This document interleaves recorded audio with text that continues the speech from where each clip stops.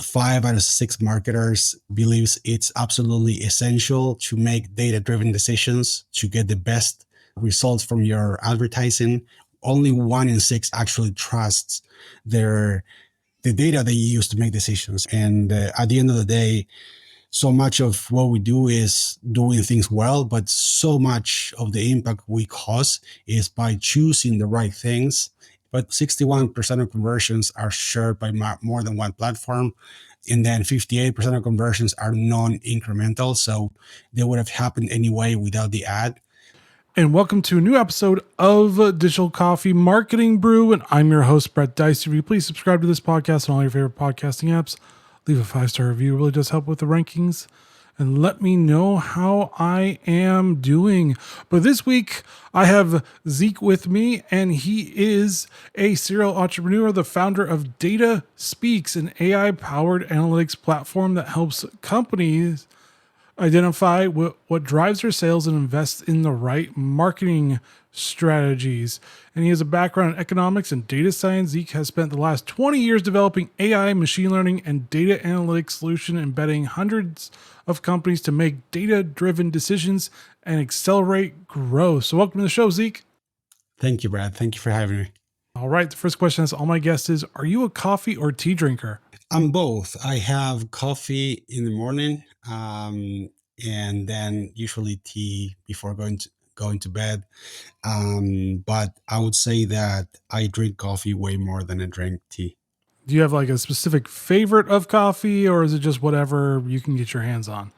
I love Italian coffee, espresso roasts. I like usually medium roast, South American coffee brewed in Italy, if it makes sense. So there's a couple of brands, Lavazza, that I really like. It's smooth and just strong, but not too strong. Yeah, so you specifically like espresso, because when I hear Italian coffee, it's basically always espresso. Yeah, it's. I was born and raised in Argentina. We have a lot of Italian influence, and it's just stronger. So if you go to Starbucks or any kind of coffee shop, it usually feels like watered down to anybody who's from either Italy or Argentina. So I like my coffee a little stronger. So you're more like the double shot, or like when it goes into it's more of a double shot than a single shot. Because I think Starbucks does a single shot, and you usually like the double shot. Or more, I would say. Yeah, and a little darker roast than most people have it. Fair enough. But I gave a brief summary of your expertise. Can you give our listeners a little bit more about what you do? Sure. So I historically, I would say I'm a serial entrepreneur. I've had many businesses in the tech space. Right now, I'm the CEO and founder of Data Speaks. You kind of touched on that, but we help marketing teams understand what channels and campaigns drive their sales so they can invest in the right marketing strategies. Gotcha. Can you explain what marketing attribution is and why it's such a crucial yet challenging area for marketers? Yeah, of course. So what happens is when you're advertising a lot, you have a presence on multiple channels. You're running video ads on YouTube. You are on search on Google, Bing. You're doing social, Snapchat, Meta, Instagram, Pinterest, and so on. So you're doing all these different things, and then at the end of the day, your store sells, say, $200,000 a week of widgets. And what you want to know is you want to understand how much of that was influenced by each channel and campaign, because otherwise it's money going out, money coming in, but you're not really understanding the ROI of each of these investments. So what we found is that in the US, 54% of marketing budgets are spent on ads, so more than half. And while 5 out of 6 marketers believes it's absolutely essential to make data-driven decisions to get the best results from your advertising, only 1 in 6 actually trusts the data they use to make decisions, and that's because they, put all these pixels on the website for Google ads, Facebook ads, and they make decisions based on those, and those can potentially be a source of truth because each of those only sees activity from that platform. So if the Facebook ads pixel sees activity from Facebook, but it doesn't really know that you're also running ads on Google, that you are sending emails, text messages. So you really need an independent way to track all the activity and how that then impacts your bottom line. So what you're basically saying is it's fragmented data that you need to centralize so you can understand exactly where everything is going. It's kind of like podcasting, because podcasting, there is a lot of different third-party data, but it's not all centralized either. So I have to look at 3 or 4 different ones just to figure out like what's going on. Yes, and the thing is, like, even if you were, so you're right in that it's really a puzzle, and each of those pieces helps you see the full picture. But none of those can help you figure out the actual revenue it drove, because you need to understand. Essentially, it's called incrementality. You want to understand the incremental impact of your ads. So if you go and increase your spend, by say $10,000 a month for YouTube, you start running more YouTube ads. You want to understand how much revenue that's going to drive. So that's really what good marketing teams are trying to do all the time, figuring out where is the best place to invest my money, what return am I going to get from that, and how much can I scale each channel, and do I have a way to actually measure that, test it, and see it through a real life experiment. And at the end of the day, so much of what we do is doing things well, but so much of the impact we cause is by choosing the right things. And that's what we do, right? We help you understand what it is that you should be investing in. So when you go and put resources behind it, you actually see it pay out. And what do performance metrics from advertising platforms like Google or Facebook fall often to provide accurate insights? Yeah, if you think about it, they're the source of truth for certain things. So they can certainly tell you how much you're spending with them. They can certainly tell you how many clicks they provided. They can show you how many impressions and reach they had, but they have no idea how much revenue they actually drove. So what happens is we put this pixel on your website, and they see, oh, somebody clicked an ad or even viewed an ad and then purchased. Therefore, we drove the purchase. But 61% of conversions are shared by more than one platform. And then 58% of conversions are non-incremental. So they would have happened anyway without the ad.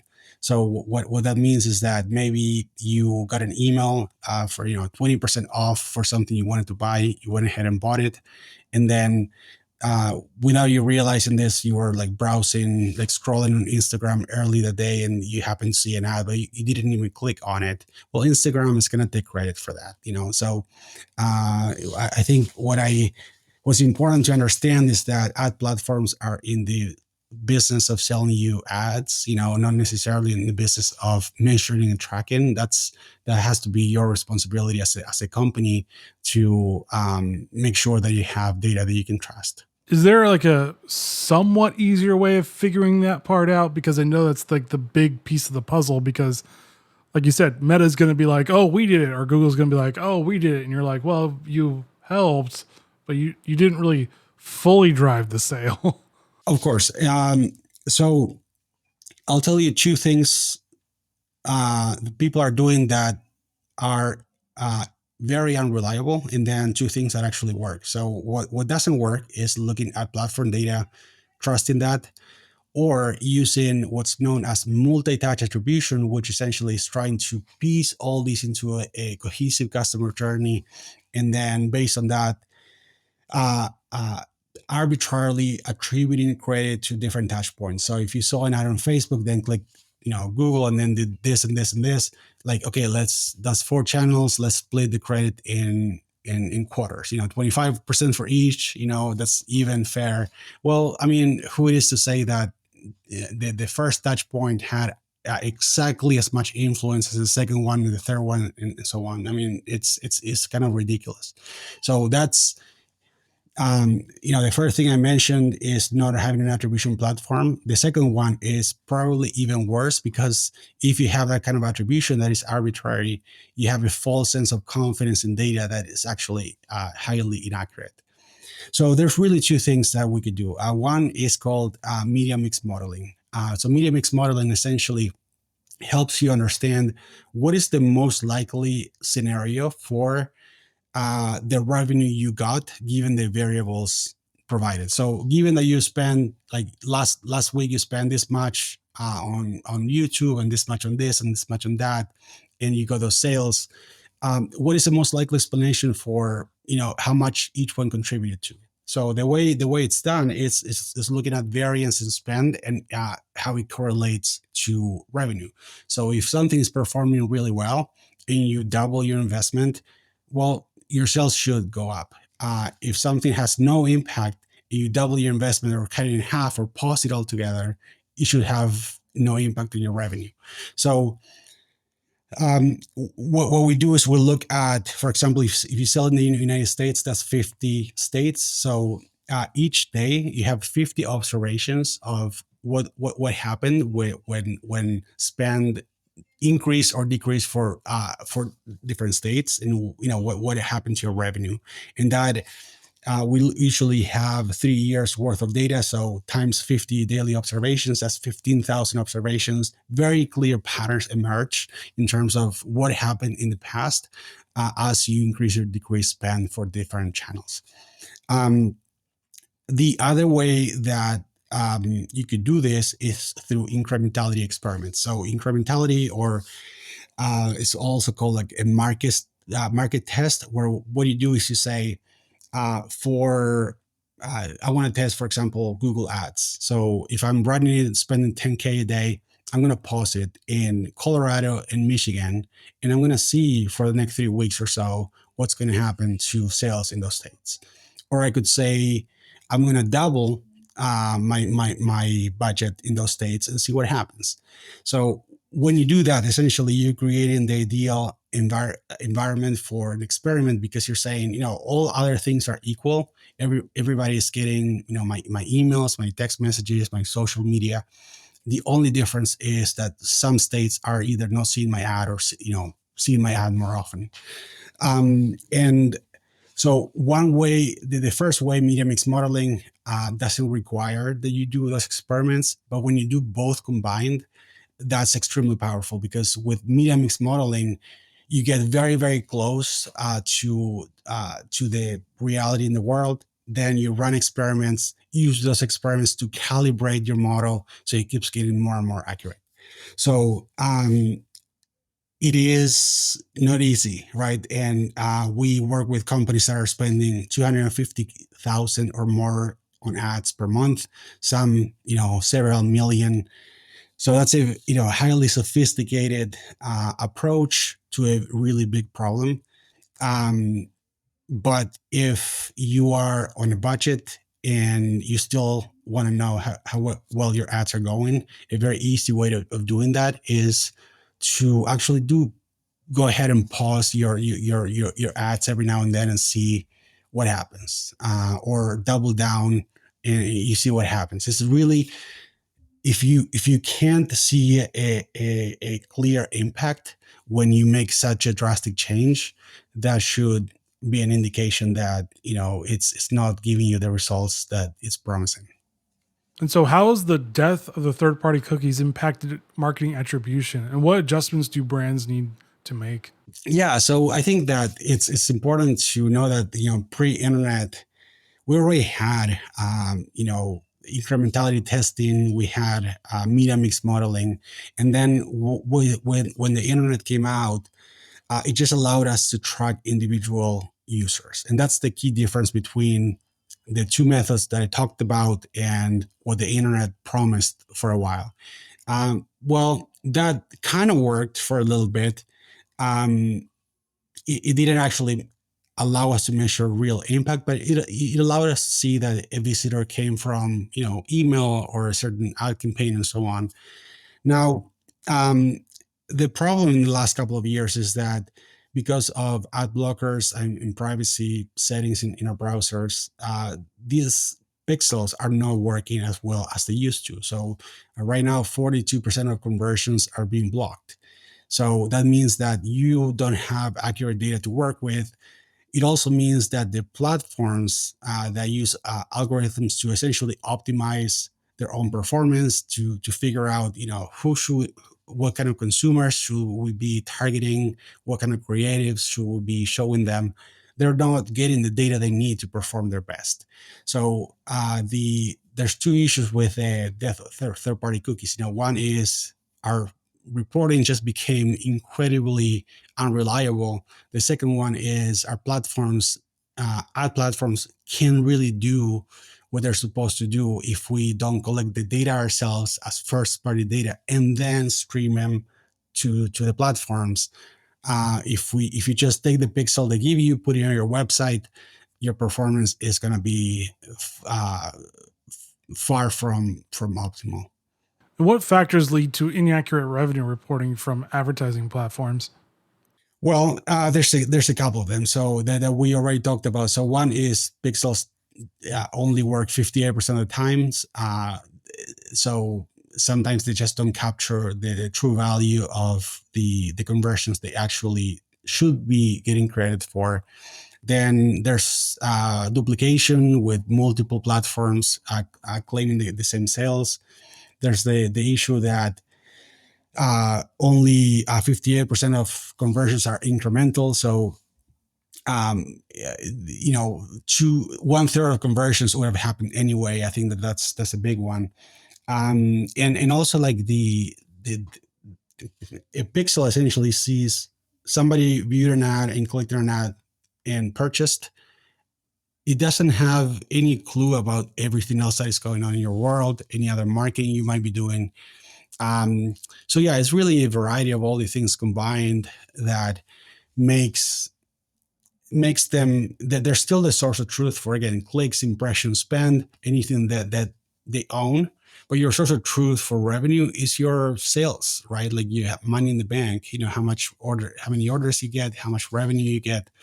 um and yeah, no one platform can tell you how much revenue they actually drove. And why do some businesses rely on the last click attribution? And what are the dangers of doing so? Well, the why is because it's easy, right? The same with the pixels. There's a difference between what's easy or even most common and what's actually the best practice. So if you think about the customer journey, most of the time there are multiple touch points before a purchase.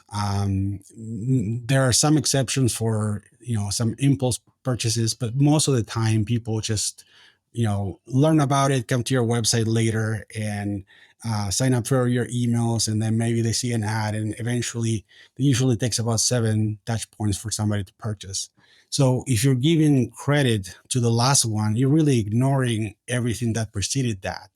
And you would be over investing in that last touch point, but really it's like the first one and the first few that drove people to the purchase eventually. So it's easy, but it's highly inaccurate, and it can lead to all the wrong decisions. And how is AI being leveraged in marketing attribution? And what are its current limitations? Yeah, so with I think that the beauty of AI is that um I'm a, what do you call a data head, but most people aren't, and especially when it comes to marketing. um, a lot of people can read a report and see trends over time, but going beyond and really getting deep into what will be a data science project and looking at probability distributions, confidence intervals, and how to make sense of all that, how to interpret that, what kind of decisions to make based on that. That's it just takes a little bit of training to do that. And I think that that's what the beauty of with AI. Not only does it have access to all your data across all channels, can see the whole picture, and can provide instant answers, but it could iterate with you, and walk you step by step, and maybe offer suggestions that you wouldn't have thought about otherwise. So, for example, you could ask about your conversion rate. Why did it drop last week? And maybe just tell you it dropped from 4% to 3%. But it notices that it like that most of that drop happened on mobile devices for a specific landing page, right? So you can say that and then offer to break it down by landing page or device. So it's essentially giving you the ability to be a highly trained data analyst, even if you don't have that background.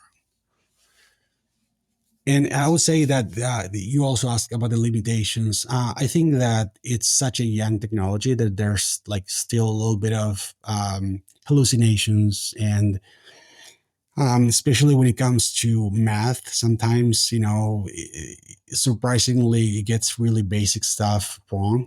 So you really need to like check and see. I mean, we with our AI models, we train them to provide all the intermediate steps. So if there's something off in the reasoning, you can catch it because you're following along rather than just getting the final answer.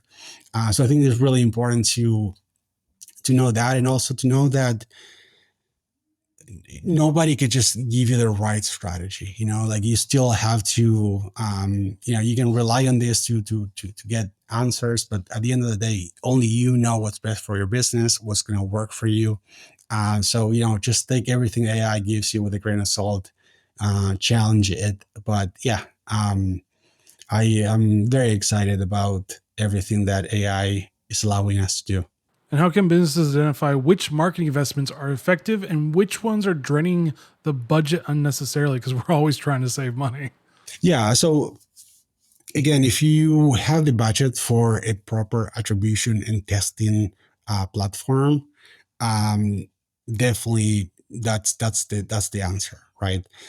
Now, if you aren't really investing a lot in ads, and need a more, I guess, like homemade way of doing it, like a low budget, then you can for sure do a holdout test where you just pause the channel or double down and just see how well it does. You it's not going to be as accurate, but it's certainly going to be much more informative than what the platforms are reporting. Gotcha. And how do you see the role of marketing attributions evolving in the next few years? I think what's happening already is that marketers are becoming more and more savvy about the limitations of the pixels that they've been using. They understand that um, they really need an independent way of measuring success rather than just taking what the platforms are reporting as face value. And I think that that's essentially going to help us just waste less and make more. And a side effect of that is, we won't have to bother people with ads that are not relevant to them. So I think that what makes for good advertising for companies also makes for a good user experience for you know users on their phones or computers looking at information ads that are relevant to them. And how is the shift to privacy conscious marketing, for example, GDPR or CCPA, involving the future of marketing data and AI powered attribution? um, so there's a lot to CPA and GDPR, but essentially what it means is, we to collect certain data, you have to let people know that your GDPR is a little more. It has more restrictions and more requirements. So for GDPR, for example, you explicitly have to opt in before any cookies can be used. With CCPA, you see all those like banners where you just accept and then just move on. And then like what you do with that data. You have to disclose how you're going to use it. You can't sell it. You can't rent it. Like um, so. I think that the quick answer to that is that um, with you I don't see much of a link between AI and use and what data we collect. I mean, I think it's up to us. It's up to each company to understand what do I want to be compliant with. What markets am I in? That's going to also inform what compliance you need. What are the local laws? What do I need to disclose? How do I need to store the data? Um, but I don't see AI really messing with that. Like I think those are kind of the two separate paths, and those are more geared towards like the way the data is collected and stored, not so much how it's processed and consumed. Got you. And then what are the key questions marketers should ask when evaluating their current data and attribution practices? First and foremost is what approach you use. If somebody tell you that they use multi-touch attribution or MTA, run away as far as you can. That's not what you need. If somebody tells you they're doing media mix modeling, then the questions I would ask would be around the model creation process and validation process. Like, do they take into account what makes your business unique, or do they give you the same model they give the guy before you? What's your validation process looking like? How are you going to make sure that the model you create is not just overfitting past data, but it can predict a number of different scenarios, even ones that it's never seen before? And anybody who's a real data scientist should be able to answer those questions. And yeah, then there's kind of the vibe check. Make sure that you like the people you're working with, and you see them as a long-term partner in your business. Got you. And then how can small businesses with limited budgets and resources still apply the concepts of accurate attribution without getting overwhelmed? Yeah, so I think it depends on what we mean by small budgets. So if we are talking about like you're spending less than $10,000 a month on ads, you don't really need any of this. If you're spending less than 50,000, maybe do one of these like holdout tests, like homemade tests that we talked about, where you just turn off a channel or double it down, and then see what happens. But if you're spending over 50,000 or more, yeah, like you need something a little more sophisticated than that. Got you. And then people listening to this episode, they're wondering, where can they find you online to learn more? You can learn more at dataspeaks.ai, or you can find me on LinkedIn. I'm sure we can put the link in the show notes. Yeah, feel free to reach out if you have any questions. All right. Any final thoughts for listeners? I'm going to go have some tea because I realize that I'm having too much coffee. So I'm going to balance that out. That's fair. That's fair. But thank you, Zeke, for joining Digital Coffee Marketing Brew and sharing your knowledge on AI and data. Thank you, Brett. And thank you for listening. As always, please subscribe to this podcast on all your favorite podcasting apps. Leave a 5-star review. It really does help with the rankings. And let me know how I am doing. And join me next week as I talk about what's going on in the PR and marketing industry. All right, guys, stay safe. Get to understanding your data and your marketing attributions and figuring out where you're actually getting all the sales. And see you next week. Later.